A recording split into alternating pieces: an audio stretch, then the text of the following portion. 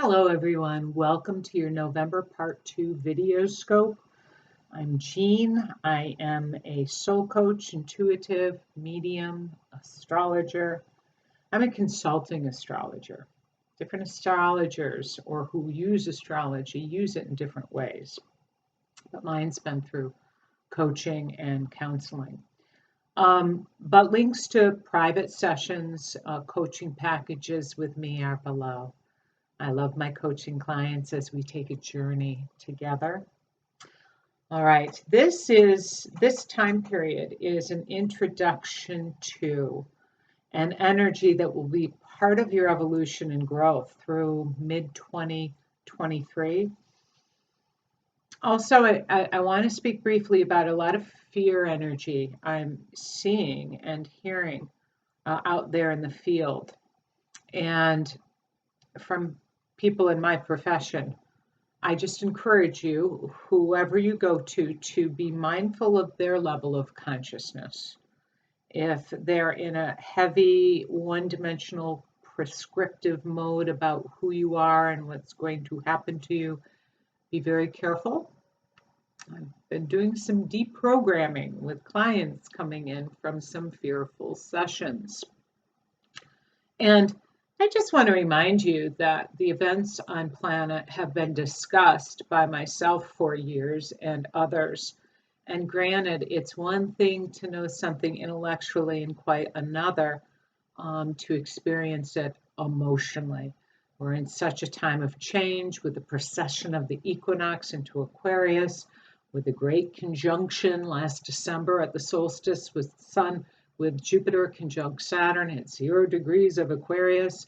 And then here in the United States, we're dealing with the Pluto return. I will speak briefly about the eclipse and the United States chart at the end of this video for those of you who want to tune into that. But consciousness is the awakening from these third dimensional energy experiences, and it's working with your multidimensional energy and engaging with these increasing higher frequencies that are measurable scientifically on planet to create differently in your life.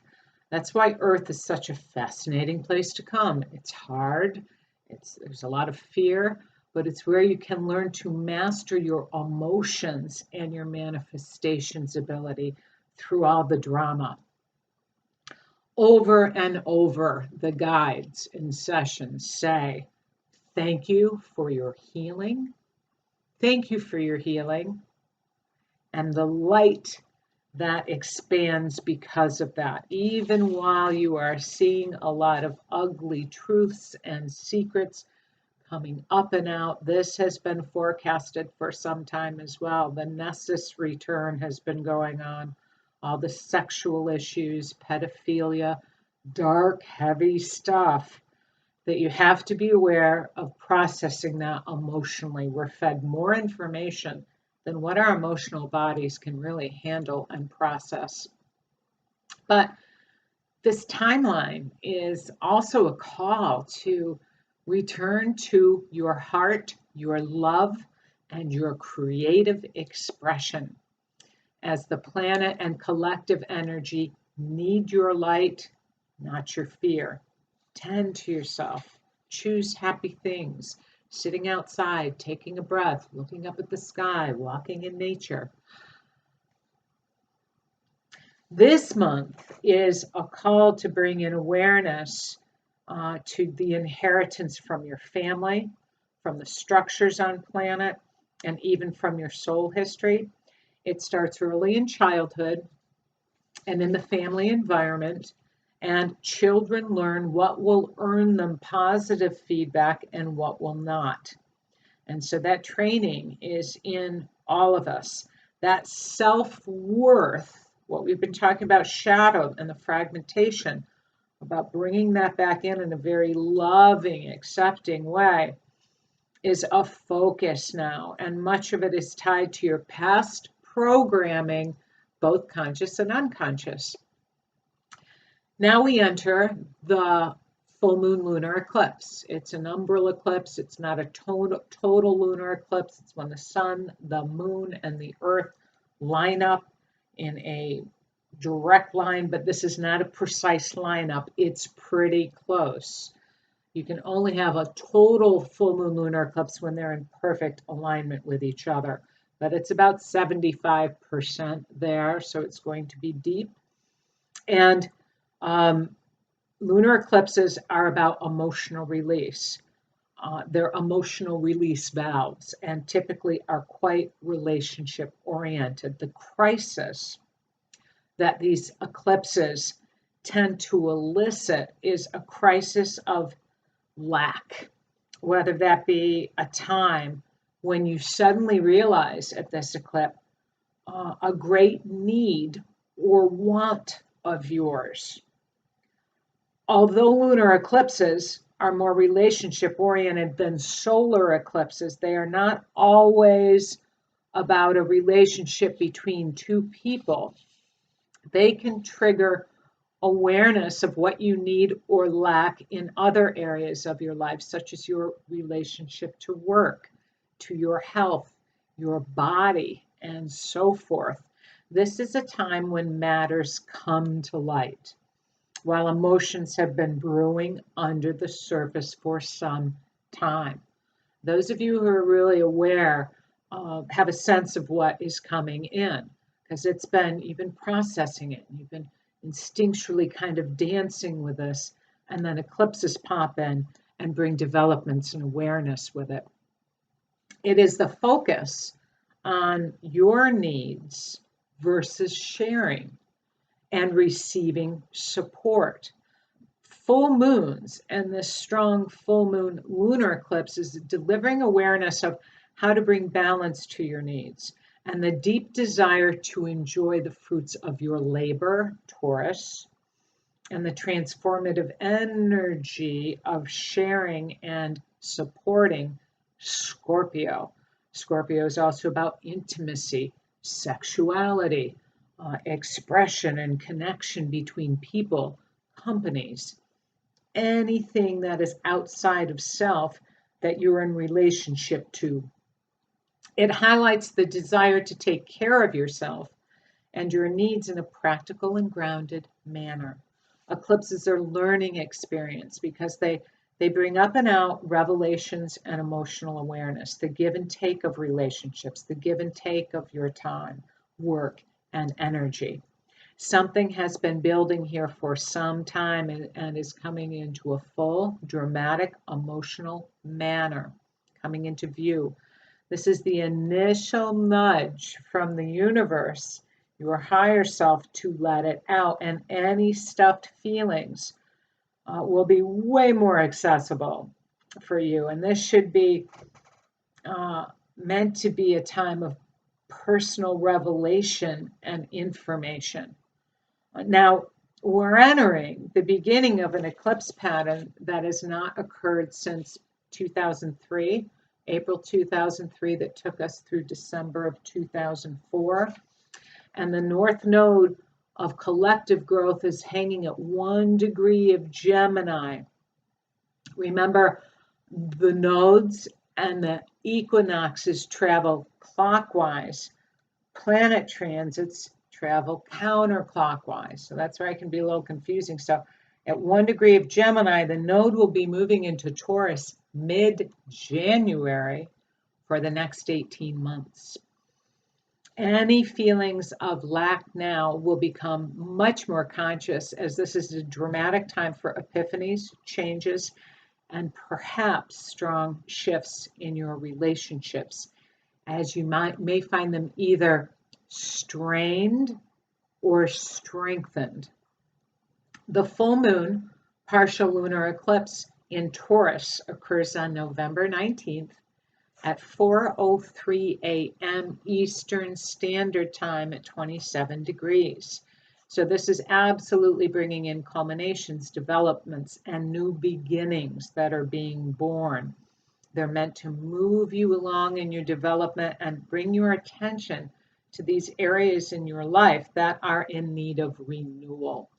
The lunar eclipse conjuncts that north node in Gemini, communications, asking questions, discussions. It opposes Mercury in Scorpio, deep feeling and intensity, squares Jupiter in Aquarius, minding your resources, be that resource of time, resource of energy, resource of money. There'll also be some exaggeration at this eclipse as well, but it trines Pluto in Capricorn, really stabilizing your life direction, your work, and your goals. Remember, Venus is transiting through Capricorn now until March. So she's going to be bringing awareness and value about your inner authority, being your own boss, and your career, and the structures that you build for yourself in the 3D world. Taurus is the creator of form, it's manifestation energy, and it's born out of your desires and your continued intentions. I'll just give you a little scientific piece. Thoughts over and over start to form particles. Particles in that plasma wave go out and connect with other particles in the plasmic field of energy that is flowing through this planet, around this planet, and through the chaos, through the cosmos. So if you don't like some of your outcomes and you're on this path of awakening, that is through seeding your energy to create particles, which goes out and manifests things for you. Value systems, themes of gratitude, forgiveness, and conscious releasing of crisis addiction.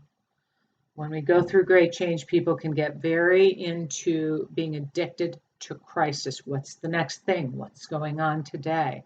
What's that person doing? What are they saying? It's the external focus on they and them and the next event. Setting and holding healthy boundaries is encouraged. Boundaries that develop through tending to self. I am available for this, and I am most decidedly not available for that. Healthy boundaries. A lot of people do not have healthy boundaries. They haven't been taught to hold their energy and to see when it's not a match in your field with other people, groups, partner, work, rather than trying to contort yourself and to make that match. That non-matching is probably good information for you when you start to become really uncomfortable where you are because something is changing within you. Taurus is the sign of healthy food and working with earth energy and staying grounded and developing your personal resources, talents, self-esteem in order to then share your energy with others. Taurus takes things one step at a time, values the physical senses, comfort, and you need to honor your values for others to understand you and to respect them as well. When you live by your own values, you're going to feel good about yourself and clear about yourself and more rooted in yourself. What you learn about yourself and your relationships will be a mobilizing and galvanizing force into the months ahead, as there'll be a new moon solar eclipse in Scorpio in May 2022.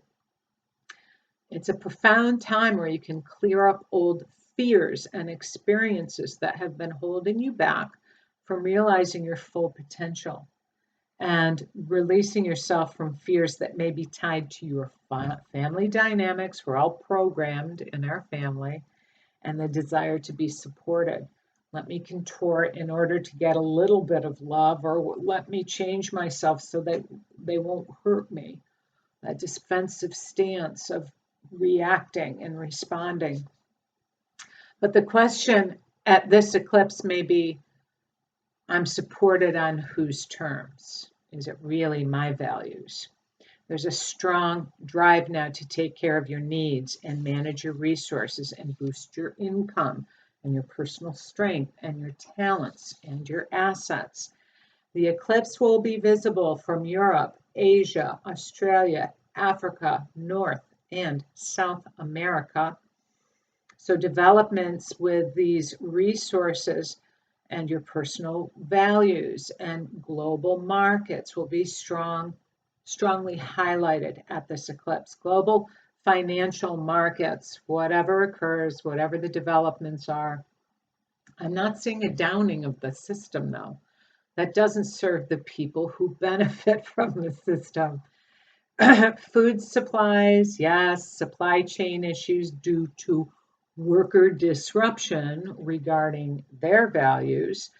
And we may see some extreme weather patterns at this time. But any circumstances or fated events are happening to deepen your ability to bring more grounded self-respect into your experience and holding healthy boundaries. The final eclipse in the Scorpio Taurus axis occurs in October 2023. So there's often a lot of drama that plays out at a lunar eclipses, and you'll calm down. You always let the energy settle down. They're meant to and intended to change you and to help you along in your evolution, sometimes in very dramatic ways, but that we look back and we say, oh, wow, I would have gotten to this point if that thing hadn't happened. It's also occurring this month is the third and final Saturn sextile Chiron. It's exact on the 26th, but it's an orb from the 15th of November until December 7th. And that's from 8 degrees of Aquarius to 8 degrees of Aries. And it's been highlighting opportunities to connect with your authentic gifts, with confidence, to connect within your relationships authentically, and bringing forth any healing in relationship dynamics, very much a part of this whole period in November. And Saturn in Aquarius is, describing commitment and responsibility while walking your path, while Chiron's job is to awaken you to the liberating theme of personal needs and conscious choice. This perfects again on November 26th from 8 degrees Aquarius to Aries. And then the final Saturn-Uranus square is going to be occurring on Christmas Eve. It's been increasing the personal tension for all of us. And to move you along, tension, movement between these fixed signs, entrenched energy, to release from some of these fearful habits of programming. I'm just going to call it programming. Fearful habits of programming. I'm not enough. I don't fit in. When will I find love? When will I find my partner? I'm not happy where I'm working, etc. Very much a theme this year. But it's been the pressure between the old forms and old forms of control, hierarchical, versus the burgeoning new forms that is about freedom, personal freedom into the years, if not centuries ahead, and to emancipate self. And be aware of some unconscious energy, perhaps operating on the 17th when Mars opposes Uranus. It's very fast. It's from 12 degrees Scorpio to Taurus. And it can be very reactive, but it may also deliver you from a limiting situation, and there can be a transformative quality that, boom, you just move beyond something. Reliably, you can expect to see some more car accidents out there, more violence, reactiveness. You just want to be very deliberately moving through your space, your third dimensional space. No quick movements. Pay attention to where you're walking, pay attention to where you're driving. And on the 21st, the sun transits into very expansive, playful, humor-loving, and knowledge-thirsty Sagittarius. And Mercury will follow suit on the 24th of November, where he'll be transiting until December 13th. So communications move from the suspicious and kind of deep and intense to one more of levity and wanting a sense of freedom, mental freedom, emotional freedom, physical freedom, travel. Sagittarius seeks to unite your 3D experience with higher frequencies. Remember, the glyph for Sagittarius is the centaur, half man from the waist up and half animal, waist down. Conscious intellect, waist down, grounded instincts, animal. Being grounded and in tune with your body and earth energy while elevating your consciousness and utilizing inspired intelligence. I want to thank you for subscribing. And for those of you who would like to support my work on a continuing basis, I have in-depth monthly video scopes over on Patreon. They go in-depth, they're very specific, detail-oriented. And I'm also channeling every month with my higher tier patrons. So I'm going to post this below. This is the United States chart.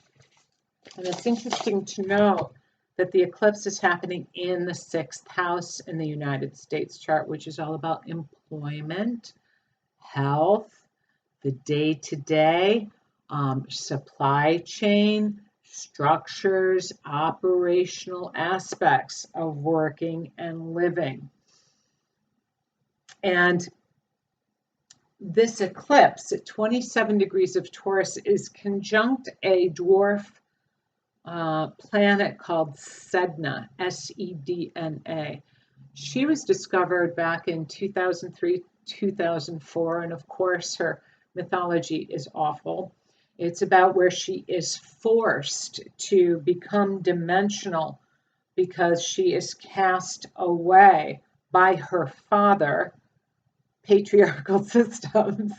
He became fearful and he wanted to save himself and he threw her over the board and she's hanging on to the edge of the boat rather, and he chops her fingers off and she sinks down into the sea. But her being forced to leave that dimensional experience actually grows her frequency. And they say from her chopped limbs, digits, is where marine animals such as dolphins and whales and all of that are represented now. But she's come to be known as cosmic intelligence. And I work with her on and off because I feel she also bears a connection to Atlantean themes. There's a lot of souls on planet now that are here aiding and helping and seeking to steer things away from what happened during the Atlantean times, and to also recover from their trauma of power abuse. So when I see Sedna tied in with a personal planet in the chart, I'm really bringing in that dimensional quality. This full moon lunar eclipse conjuncts Sedna in transit at 28 degrees of Taurus.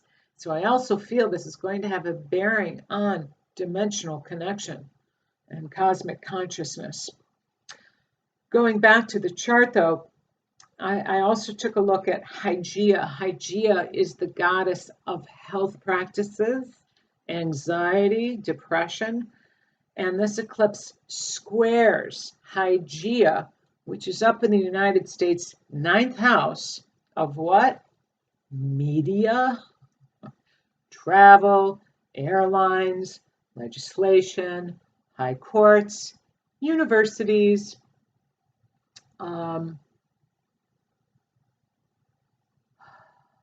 education, but the anxiety attached to some of these, and one could even say the energy that is pumped out by media that creates anxiety and depression. It's no coincidence that some protocols used in this virus is to prescribe an anti-anxiety.